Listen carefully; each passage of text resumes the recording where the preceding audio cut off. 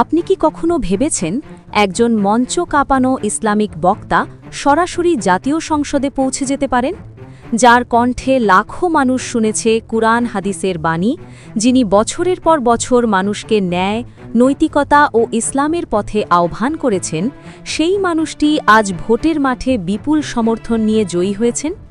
হ্যাঁ, আমরা কথা বলছি কুষ্টিয়া ৩ আসনের নবনির্বাচিত সংসদ সদস্য মুফতি আমির হামজাকে নিয়ে। তিনি বাংলাদেশ জামায়াতে ইসলামের মনোনয়ন নিয়ে দাঁড়িপাল্লা প্রতীকে নির্বাচন করেন এবং বিএনপির ধানের শীষ প্রতীককে পরাজিত করে বিপুল ভোটে বিজয় অর্জন করেন।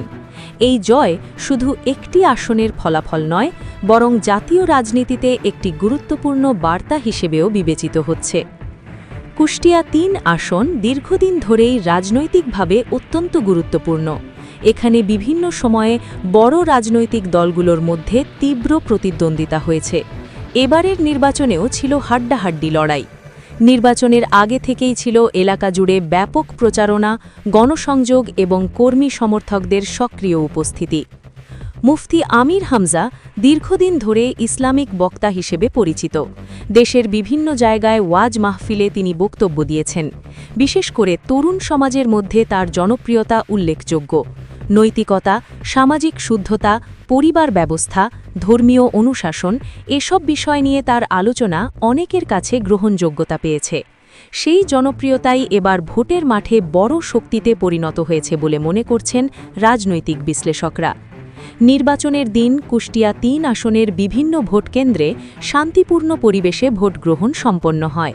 ভোটারদের উপস্থিতিও ছিল সন্তোষজনক। দিন শেষে ভোট গণনা শুরু হলে ধীরে ধীরে স্পষ্ট হতে থাকে যে দাঁড়িপাল্লা প্রতীক এগিয়ে রয়েছে। ফলাফল ঘোষণার পর নিশ্চিত হয় মুফতি আমির হামজা বিপুল ব্যবধানে বিজয়ী। ফলাফল ঘোষণার সঙ্গে সঙ্গে এলাকায় সমর্থকদের মধ্যে আনন্দ উল্লাস দেখা যায়। বিভিন্ন স্থানে মিষ্টি বিতরণ, শোভাযাত্রা এবং স্লোগানে মুখর হয়ে ওঠে পরিবেশ। অনেকেই এটিকে পরিবর্তনের ভোট হিসেবে আখ্যা দেন। এই জয়ের পেছনে কয়েকটি কারণ বিশেষভাবে আলোচিত হচ্ছে। প্রথমত, ব্যক্তিগত ইমেজ ও গ্রহণযোগ্যতা। দ্বিতীয়ত, সংগঠনের শক্ত মাঠ পর্যায়ের কার্যক্রম।